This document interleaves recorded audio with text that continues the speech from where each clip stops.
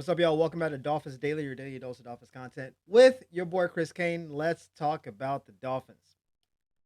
If y'all been watching this channel for the last couple months, I've been telling you that we have been pulling the plug on money. GM Greer is not here for it. It's 1 year deals or basically bust unless you're James Daniels. Everyone else, hey, it's been 1 year. Nick got a 2 year contract too, but for the most part, it's been 1 year deals. He's been adamant.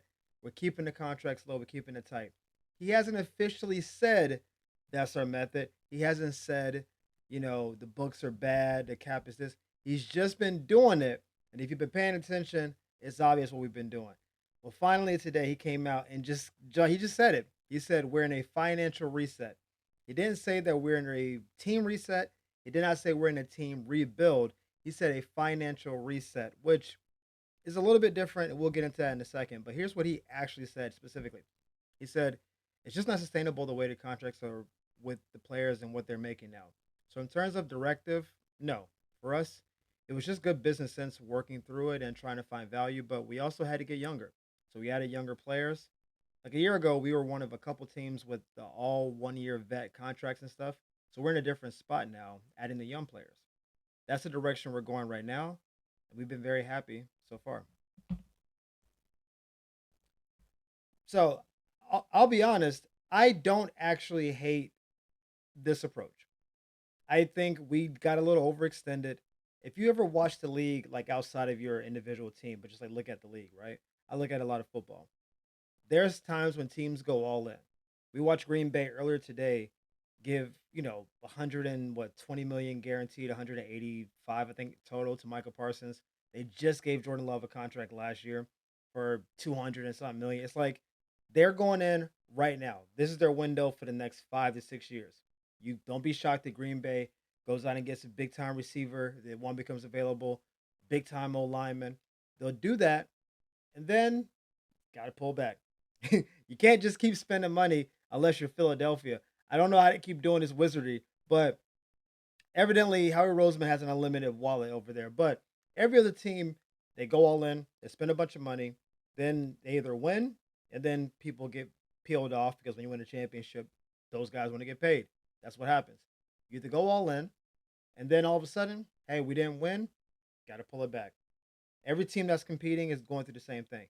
The Dolphins a couple years ago, we thought we were competing.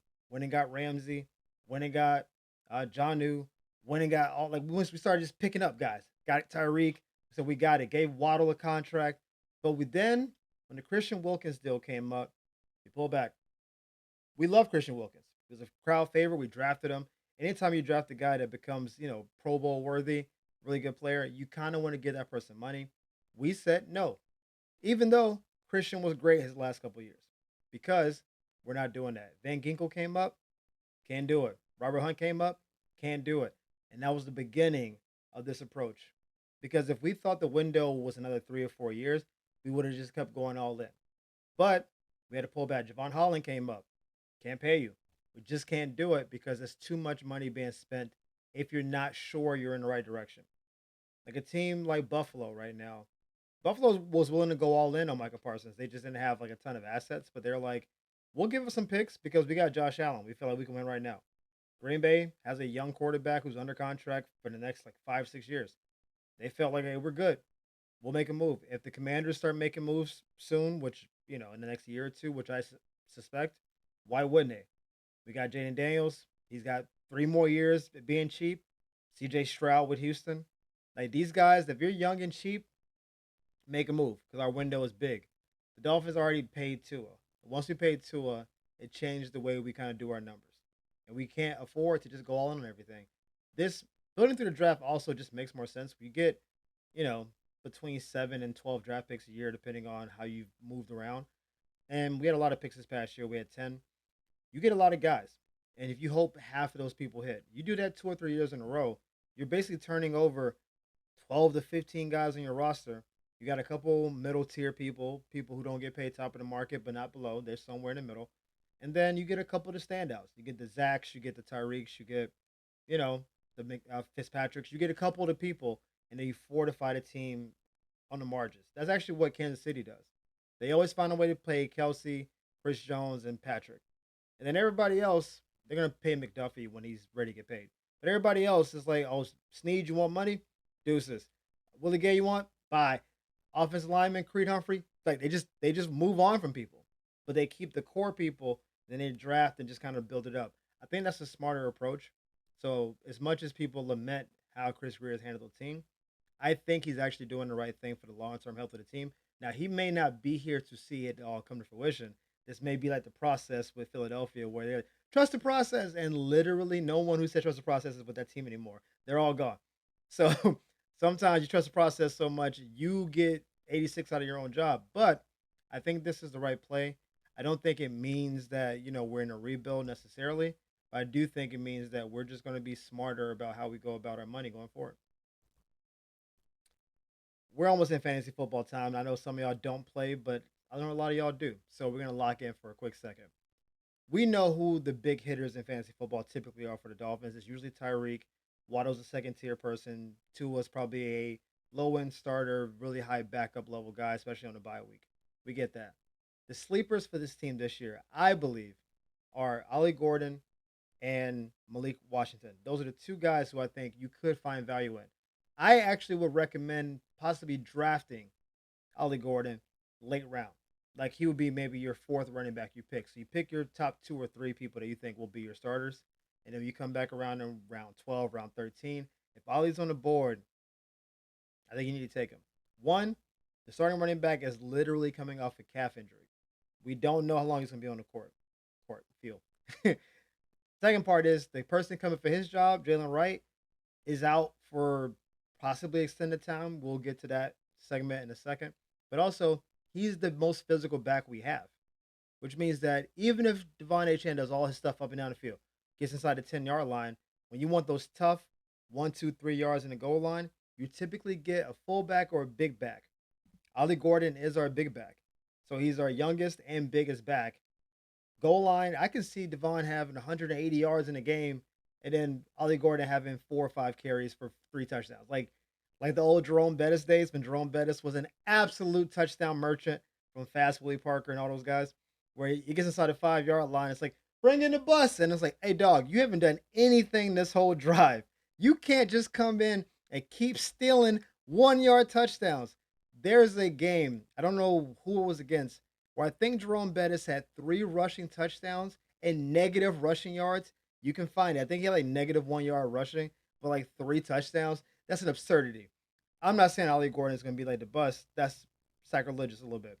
What I'm saying is that I can see him getting a lot of goal line touches, and I think he will get a lot of touches in general because I think Wright's going to be out for a little bit. I think Devon, if he gets hurt, no one's going to be shocked. He's coming into the year a little bit banged up, so he's a good option. Malik Washington is kind of in the same boat. Each of the last 2 years, Jaylen Wright and such Jalen Waddle and Tyreek Hill have both been a little banged up. They've either missed games or they've come out of games early. Like Jalen Waddle played a lot of games last year, but he didn't finish a lot of games. He started the game, oh, my back, my hamstring, went to the blue tent, went to the locker room, came back in, gave it a go, didn't work, left the game, and then by next week was back on the field. But he wasn't healthy in a lot of those games. And any of those two guys get hurt, Malik immediately becomes a legitimate value. Right now, he's wide receiver 3. That means you probably shouldn't draft him. Like, he's not a wide receiver 3 on your fantasy team. He's our wide receiver 3, which means you probably shouldn't draft him for your fantasy team, like just based on his value. But if he's on waivers, if you go through your draft and you don't love your receivers, pick him up, stash him. And if either of these two guys get hurt, I think you got a Hunter Renfrow type player, right? Hunter Renfrow, I think, is still in the league. He didn't make his initial squad, but somebody pick him up, where he'll get a lot of catches, he'll get a good amount of yards. I don't think he'll score a ton of touchdowns, but that's 7 catches, 65, 75, 80 yards. I think if one of these two guys gets hurt, I think Malik is very much in line for a lot of catches for short yardage. And if that's your third receiver, that's a dub. 7 catches, 80 yards from a third receiver? What? All day. But that's only if somebody gets hurt. If they all play the season, no, he's likely to have between 400 and 600 yards. That's not super productive. Maybe a few touchdowns. I don't think that's a crazy pickup, but just keep him in mind when you're doing. Some of you have already done your drafts, so don't worry about it. If you've done your draft and he's still available, consider stashing him. All right, back to the team. I mentioned Jaylen Wright was going to be out until September-ish, and that's because he actually had a minor surgery today on his knee. We said minor. He's not out for the year, even though the Dolphins signed J. Michael Hasty today to add more running back fortification. So it's like, hey, he's not out for the year. Let's go and get another running back just in case. Don't love the optics of that. Feels a little suspicious, but it's fine. Coach McDaniel said, hey, he's out until September-ish. We hope to get him back by the end of September. As you know, season starts more in the beginning of September. So we didn't put him on IR, which will have him out for like half the year. That means that we think he will come back sometime in the first 4 weeks. But the end of September is like week 3. So we're hoping that either week 3 or week 4. Now, we played Buffalo early in the year, so I would love him to be back for that. But this is, you don't want to hear about surgeries right before the season. All right. The whole idea of, it's just a minor surgery. I don't love it. I don't love it. I don't love my running backs having a knee surgery right before the year. And you're being like, oh no, he'd be cool. It's just a cleanup. I'm like, oof. Anytime you go under that knife, I don't love it. So that makes Ali a more valuable player, which is why I said he might be a good fantasy pick for someone because at least the first 2, probably I'll say up to 4 weeks of the season, he's going to be running back 2, no doubt. And running back 2 against a couple matchups, I think that's a great place to be. If he's your third or fourth running back and he's getting running back 2 type carries in an offense where I think him getting between 10 and 12 carries and a couple pass attempts is more than on the board. More than on the board. And if he's your fourth running back, what are you talking about? Jaylen Wright, I hope, bounces back quickly. I don't want him to come back too early. I know he's trying to prove himself. I get that. I think he's going to be out until probably the first week of October, which will put us around week 4. And then we can see how the running back carousel works then. Because at that point, if Devon is healthy, then Devon is going to be a man. He's going to be putting up big stats. If Ali's been balling, though, for those first 3 or 4 weeks, and Jaylen Wright's like, hey, I'm ready to go now, it'll be a difficult conversation to be like, I know you're ready to go, but I do need you to hold that third running back spot. Like, that may very well be in the cards where, hey, Ali's out here giving us 10 carries, 60 yards, 20 yards receiving. We know you're healthy. We're gonna fold you in, right? We don't wanna overtax you. Give you a little pitch count. We'll get you in the offense in the swing of it. You're not going back to RB2. Okay, not for now. And then we'll see where we can fit you in. I don't want that for his sake, but I'm also a Dolphins fan. Like, I'm not Jaylen Wright over the team. I want him to get the carries that he feels he deserves. I want him to be great. But if Ali's out there balling and Devon's balling and Jalen's like, hey, what about me? It's like, hey, just we'll get to you. We'll get to you. So this is not, I'm sure, how you wanted to start this year. Last year did not end the best for him. Like I said, he felt like he kind of petered out toward the end of last year. He wanted to come in this year. He added some weight. His mentality was locked in, and now he's hurt. And now he just had a surgery. So we're hoping that he recovers in the next month. We'll keep you posted, of course, but you know, not the best way to start the season. Let's just say that. Speaking of injuries, Tyreek Hill returned to practice today. He's been out for the last 3 weeks. He missed the entire preseason, which honestly I'm fine with. Tyreek is Tyreek. He knows the offense. He's the fastest guy on our team. I don't need Tyreek to be out there running reps against the Jaguars and teams like that. I prefer Tyreek to get healthy. Now, he had an oblique injury, which is tough because obviously he's got to protect himself from getting hit. But also, when you reach up to grab the ball, you have to extend through your obliques. And, you know, he's such twitchy and such like a jittery type player that any level of injury in his torso region, I think it's not a great thing. The fact that he came back to practice today, he was limited, so he didn't come back and like go crazy. But we're ramping him up to the year, which is reasonable. You got 10 days until the year starts. So I think this is probably always the plan. Once he got injured initially, we were like, no preseason, shutting that down off rip. We're not going to have last year happen this year, where last year he got offseason knee surgery, came into the year. First game was great, and then was a little, for a big chunk. And it was like he doesn't look as fast as he should. And it's because he was obviously coming off an injury and he just wasn't fully where he needed to be. I prefer, honestly, if we kept Devon out for a couple games as well. That's me, overly cautious, cool. But in Tyreek's case, until his oblique is right, I don't want him on the field. He's going into a year where after this season, there's no more guaranteed money for Tyreek. He wants a contract. He just saw Terry McLaurin get $32 million. That's got to be, he's got to be zeroed in on what Terry just did. right? They're close to the same age. Tyreek's actually a little bit older, but you know, they're in the same age range. Now, Tyreek's is a much more accomplished player, of course, but Terry last year was objectively better. So he's gotta be looking at 32 million. Like, if I ball this year, I can ask for at least 32, maybe 32.5 for probably a 2-year extension. This is my early prediction that Tyreek wants a 2-year, $65 million extension after this year. But he only gets that extension if he balls this year. And if he's hurt, he's not going to ball. That's just the way it is.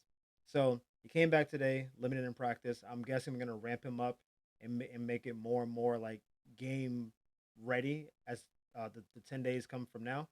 But obliques are a weird one because I know Shador had an oblique injury and missed a week and then came back and played in the last preseason game. Now he didn't play well, so maybe his oblique was more hurt than he let on. But it's just a weird place, especially when you're catching the ball and people are hitting you in the obliques. That's the thing. Like, you can put like a little flak jacket kind of thing to protect it, but there's still impact forces, even though you have some kind of protection there. So there's bruising. There's just your ribs can get hurt. There's a lot that happens near your obliques that I would like him to be extra healthy for before getting back on the field. But I know dropping 40 spots in the top NFL 100 player ranking, not great. Finishing below 1,000 yards receiving, not feeling that. All season tumultuous to say the least. Called out the whole team. He's not feeling that. There's a lot of things weighing on Tyreek, and the way he is that he's kind of an emotional player. Love Tyreek. He's an amazing player. But if he gets in his head, you can see it kind of going left. But if he's locked in, you can see it going right. And I think it's a good opportunity. This is going to show us where Tyreek really is. He talked about he's never given his full self to the game. I've never been fully Tyreek on the field. I want to see what that feels like. What a time. What a time to be alive. You got it right now. All the stuff off the field, injury, contract pending. What a time to lock in for real and show us your best self. What a time to really earn that captainship. What a time to be the locker room guy that we've been asking you to be. What a time to lock in with the family life. What a time to go out there, ball out, prove to everybody I'm still Himothy. And then when the year is over, you say, money, please. And we say, here you are, sir. What a time. That's what I'm looking forward to seeing from Tyreek because that's one scenario. He does all that. The other scenario is it looks kind of like last year. And maybe by that midway of the year mark, we start worrying, are we going to trade Tyreek? And then that changes the whole conversation for the season.